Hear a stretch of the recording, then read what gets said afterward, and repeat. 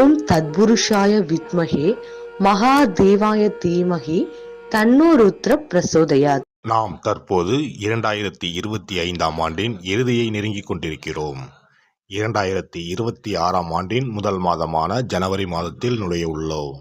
நிகழும் ஸ்ரீ மங்களகரமான விசுவாச ஆண்டு மார்கழி மாதம் 17ஆம் நாள் திரியோதசி திதியில் ரோகிணி நட்சத்திரத்தில் சுபம் நாமயோகத்தில் கௌளவம் கர்ணத்தில் சித்த யோகத்தில் வியாழக்கிழமை அன்று இந்த மகத்தான ஜனவரி மாதம் பிறக்கின்றது. இந்த மாதத்தில் பல கிரகங்கள் தங்களின் நிலைகளை மாற்ற உள்ளன.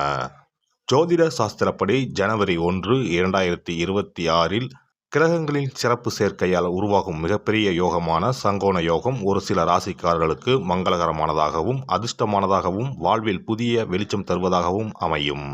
ஜனவரி மாதம் 13ஆம் தேதி செல்வத்தின் அதிபதியான சுக்கிர பகவான் மகர ராசிக்கு செல்ல உள்ளார். ஜனவரி மாதம் 15ஆம் தேதி கிரகங்களின் தலைவனாக கருதப்படும் சூரிய பகவான் மகர ராசிக்குள் நுழைய உள்ளார். ஜனவரி மாதம் 16ஆம் தேதி கிரகங்களின் தளபதியான செவ்வாய் பகவான் மகர ராசியில் சஞ்சரிக்க உள்ளார். இம்மாதம் அதாவது ஜனவரி 17ஆம் தேதி புதன் பகவானும் ஜனவரி 18ஆம் தேதி சந்திர பகவானும் மகர ராசிக்கு செல்ல உள்ளனர். இவ்வாறு ஜனவரி மாதத்தில் கிரகங்கள் தங்களின் ராசியை மாற்றுவதால் அதன் தாக்கம் அனைத்து ராசிக்காரர்களின் வாழ்க்கையிலும் காணப்படும். குறிப்பாக சில ராசிக்காரர்களுக்கு அதிர்ஷ்டம் பிரகாசிக்கப் போகிறது. இதன் விளைவாக தொழில் மற்றும் வணிகத்தில் நல்ல முன்னேற்றம் ஏற்பட போகிறது. அதே சமயம் ஆரோக்கியமும் சிறப்பாக இருக்கப் போகிறது. மேலும் சில ராசிக்காரர்களுக்கு கண்டமும் காத்திருக்கிறது. உயிர் போகும் ஆபத்து கூட வரலாம். எச்சரிக்கையாக இருக்கவும். யமனே எதிரில் வந்தாலும் சிவனின் அருள் இருந்தால் எதிலும் வெற்றி பெறலாம். சிவ வழிபாடு கர்ம வினைகளை அளிக்கும். இந்த கிரகங்களின் பெயர்ச்சியால் இம்மாதம் உங்கள் வாழ்வில் நடக்க இருக்கும் சுப மற்றும் அசுப பலன்கள் என்ன என்பதனையும், அசுப பலன்கள் ஏற்படுமாயின் ராசிக்காரர்கள் செய்ய வேண்டிய பரிகாரம் என்ன, வழிபட வேண்டிய தெய்வம் யார் என்பதனை பற்றியும் விரிவாக காண்போம். பிறக்கப் போகும் இம்மாதத்தில் உங்கள் வாழ்வில் வளமும் நலமும் செல்வ செழிப்பும் பெற்று வாழ்வின் உயரிய நிலையை அடைய எல்லாம் வல்ல எம்பெருமானை வேண்டி விரும்பி கேட்டுக்கொள்கிறேன். மேசராசி அன்பர்களே, இந்த மாதம் எல்லா காரியங்களும் அனுகூலமாகும். முக்கிய நபர்களின் சந்திப்பும் அவர்களால் உதவியும் கிடைக்கும். உடல் ஆரோக்கியம் பெறும். மனதில் தைரியம் கூடும். சுய நம்பிக்கை உண்டாகும். எடுத்த காரியங்களை செய்து முடிப்பதில் எதிர்பாராத திருப்பங்கள் ஏற்படும். தொழில் வியாபாரத்தில் முன்னேற்றமான வாய்ப்புகள் எதிரில் வந்து தோன்றும். வியாபாரம் தொடர்பான செலவுகள் கூடும். உத்தியோகத்தில் இருப்பவர்களுக்கு முக்கிய பொறுப்பு கிடைக்கலாம். செயல்திறன் அதிகரிக்கும். குடும்பத்தில் சந்தோஷம் உண்டாகும். பிரிந்து சென்ற குடும்ப உறுப்பினர் மீண்டும் வந்து சேரலாம். கணவன் மனைவிக்கு இடையே இருந்த மனஸ்தாபங்கள் நீங்கும். பிள்ளைகள் கல்வி பற்றிய சிந்தனைகள் அதிகரிக்கும். உறவினர்கள் மத்தியில் மரியாதை கூடும். பெண்களுக்கு எதிர்பாராத சந்திப்புகள் உண்டாகும். திடீர் செலவு உண்டாகலாம். கவனம் தேவை. முக்கிய பொறுப்புகள் கிடைக்கக்கூடும். மாணவர்களுக்கு கல்வியில் திருப்தியான நிலை காணப்படும். தன்னம்பிக்கை அதிகரிக்கும். நட்சத்திர பலன்கள். அஸ்வினி நட்சத்திரம். இந்த மாதம் உறவினர்கள் வகையில் தவிர்க்க முடியாத சுப செலவுகளை சுமக்க நேரும். முக்கியமான பயணமும் முக்கிய பிரமுகர்களின் சந்திப்பும் உண்டாகும். அது உங்கள் எதிர்காலத்திற்கு நல்ல அஸ்திவாரமாக இருக்கும். சிலர் கூட்டு முயற்சிகளில் லாபம் தேடலாம். சிலர் குடும்பத்தினரோடு கூட்டு சேர்ந்து தொழில் செய்து லாபம் பார்க்கலாம். பரணி நட்சத்திரம். இந்த மாதம் ஆரோக்கியம் நன்றாக இருக்கும். தொழில், வேலை, உத்தியோகம் ஆகியவற்றில் வெற்றி அடையலாம். சேமிப்பும் அடையலாம். உங்கள் உழைப்பும் நம்பிக்கையும் உங்களுக்கு முழுமையான பலனையும் திருப்தியையும் தரும். எதிர்ப்பும் இடையூறும் ஒருபுறம் இருந்தாலும் உங்களின் தன்னம்பிக்கையாலும் தைரியத்தாலும் அவற்றை போராடி எதிர்த்து நின்று வெற்றி கொள்வீர்கள். கார்த்திகை நட்சத்திரம். இந்த மாதம் கடமைகளை காப்பாற்றுவீர்கள். பொருளாதாரத்தில் பிரச்சனை இருக்காது என்றாலும் வைத்திய செலவும் அல்லது வீண் விரய செலவும் தவிர்க்க முடியாததாக இருக்கும். அதனால் சில சமயம் விரக்தி ஏற்படலாம். மனதில் ஆறுதலும் நம்பிக்கையும் உண்டாகும். தொழில், வியாபாரம், உத்தியோகத்தில் பிரச்சனைகள் எதுவும் இருக்காது. சுவாமிமலை முருகனை வணங்கி வர காரிய வெற்றி உண்டாகும். கவலைகள் தீரும். கந்த சஷ்டி விரதம் இருந்து முருகனை வணங்க பிரச்சனைகள் குறையும். மனதில் அமைதி உண்டாகும். சிறப்பு தொகுப்பு. கண் திருஷ்டிகள் அகன்று தடைப்பட்டு கொண்டிருக்கும் காரியங்கள் நிறைவேற செய்ய வேண்டிய பரிகாரம் என்ன என்பதனை பற்றி காண்போம்.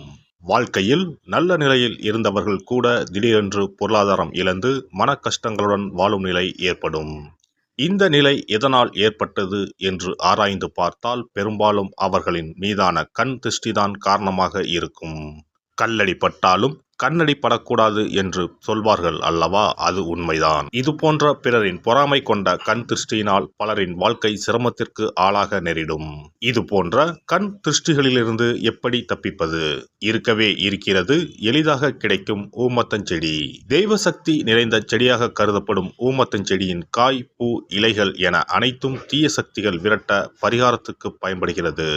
பொதுவாக ஊமத்தம் காய்க்கு கெடுதலை அகற்றக்கூடிய சக்தி உண்டு.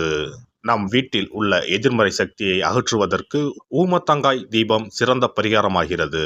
தெய்வீக மகத்துவம் நிறைந்த ஊமத்தங்காய் மற்றும் பூவையும் எடுத்துக்கொள்ளுங்கள். வீட்டுக்கு அருகில் இல்லை என்றால் நாட்டு மருந்து கடைகளில் கிடைக்கும். இந்த 2 பொருட்களையும் மஞ்சள் தண்ணீரை கொண்டு நன்றாக கழுவி விடுங்கள். சிறிது நேரம் அவற்றிலுள்ள ஈரம் போக ஆறவிட்டு பிறகு அவற்றை ஒரு மஞ்சள் துணியில் குலதெய்வத்தை வேண்டி ₹1 நாணயத்தோடு சேர்த்து முடிந்து வீட்டின் நிலைப்படியில் கட்டி தொங்க விடுங்கள். இந்த முடிச்சை வெள்ளிக்கிழமை அல்லது ஞாயிற்றுக்கிழமைகளில் தயார் செய்து வாசல் படியில் கட்டுவது சிறப்பு. தினமும் வீட்டில் தீபம் ஏற்றி காண்பிக்கும் போது இந்த முடிச்சுக்கும் காண்பிக்கவும். இதேபோல் ஊமத்தம் இலைகள் கிடைத்தால் அந்த இலைகளை சுத்தமான மஞ்சள் தண்ணீரில் கழுவிவிட்டு அவற்றை கொண்டு வீட்டில் இருக்கும் விநாயகருக்கு திங்கள் கிழமைகளில் தொடர்ந்து அர்ச்சனை செய்து வர வேண்டும். ஊமத்தம் பூவையும் விநாயகருக்கு சூட்டலாம். 3 வாரங்கள் தொடர்ந்து திங்கள் கிழமைகளில் விநாயகருக்கு ஊமத்தை இலையால் அர்ச்சனை செய்து ஊமத்தம் பூவை சூட்டி வழிபட்டால் வீட்டில் உள்ள கெட்ட சக்தி நடமாட்டம் மற்றும் கண் திருஷ்டிகள் தீரும். ஊமத்தம் செடியும் சிவபெருமானுக்கு உகந்த இலை ஆகும். இந்த ஊமத்தங்காய் வைத்து சிவபெருமானுக்கு தீபம் ஏற்றி வழிபடுவதன் மூலம் நமது பிரச்சனைகளில் இருந்து எளிதாக விடுபட முடியும். முதலில் 2 ஊமத்தங்காய்களை எடுத்துக்கொள்ள வேண்டும். அவற்றின் மீது முட்கள் இருப்பதால் மிகவும் கவனமாக கையாள வேண்டும். ஊமத்தங்காயின் காம்பு பகுதிகளை வெட்டி கொண்டு கத்தியை பயன்படுத்தி ஊமத்தங்காயின் உள்ளே இருக்கும் விதை பகுதியை முழுவதுமாக நீக்கிவிட வேண்டும். பின்னர் 2 அகல் விளக்குகள் மற்றும் விளக்கு வைப்பதற்கான 2 தட்டுகளை எடுத்து சுத்தம் செய்து அவற்றிற்கு மஞ்சள் குங்குமம் போட்டு வைத்துக் கொள்ள வேண்டும். பின்னர் 2 தட்டின் மீதும் ஒவ்வொரு அகல் விளக்கை வைத்துக் கொள்ள வேண்டும். அதன் பிறகு எப்போதும் பூஜை செய்வதற்கு வைப்பது போன்ற வெத்தலைப்பாக்கு, பழம் போன்றவற்றை வைத்துவிட்டு 2 விளக்குகளையும் ஏற்றி சிவபெருமானை மனதார வேண்டிக் கொள்ள வேண்டும். எனக்கு இருக்கும் பிரச்சனைகள் அனைத்தும் தீர்ந்து இன்பமான வாழ்க்கை கிடைக்க வேண்டும் என வேண்டிக் கொள்ள வேண்டும். இந்த பூஜையை வெள்ளிக்கிழமை அன்று தொடங்கினால் தொடர்ந்து 9 வெள்ளிக்கிழமைகள் செய்ய வேண்டும். ஊமத்தங்காயின் மீது எவ்வாறு முட்கள் இருக்கிறதோ அதுபோல நமது வாழ்க்கையில் இருக்கும் முட்கள் போன்ற பிரச்சனைகளை அவை தீர்த்து வைக்கின்றன. இந்த பூஜையை நாம் தொடர்ந்து செய்து வருவதால் நம் மீது இருக்கும் கண் திருஷ்டிகள் அகன்றுவிடும். தீராத துயரங்கள் தீர்ந்துவிடும். பணம், நகை நம்மிடம் பெருகி வரும். சிலருக்கு கையில் சுத்தமாக பணம் இருக்காது. வறுமை தாண்டவமாடும். கடன் தொல்லையால் கஷ்டப்படுவார்கள். பண பிரச்சனையில் சிக்கி கொண்டிருப்பவர்கள் இந்த தீபத்தை ஏற்றினால் 3 வாரங்களில் நல்ல பலனை பெற முடியும். தொழிலில் நல்ல முன்னேற்றம் இருக்கும். கடன் பிரச்சனைகள் தீரும். உறவினர்களிடையே பகைமை இருந்தால் அவையும் மறைந்துவிடும். நோய்வாய் உள்ளவர்கள் இந்த தீபத்தை ஏற்றுவதன் மூலம் நல்ல பலனை பெற முடியும். பொதுவாகவே எந்த பரிகாரம் என்றாலும் அதை முழு நம்பிக்கையுடன் செய்தால் மட்டுமே முழு பலன் கிடைக்கும் என்பதை நினைவில் கொள்ளுங்கள். எல்லாம் வல்ல இறையருளால் நீங்களும் உங்கள் அன்பு குடும்பமும் உடல் நலம், நீலாயுள், நிறை செல்வம், உயர் புகழ், மெய்ஞானம் ஓங்கி வாழ்க வளமுடன். இந்த வீடியோ பதிவு உங்களுக்கு பிடித்திருந்தால் லைக் பண்ணுங்க, கமெண்ட் பண்ணுங்க, ஷேர் பண்ணுங்க. மறக்காம சப்ஸ்கிரைப் பண்ணுங்க. பக்கத்துல இருக்கிற பெல் பட்டனை கிளிக் பண்ணுங்க. நன்றி, வணக்கம். ஓம் நமச்சிவாய. சிவாய நம.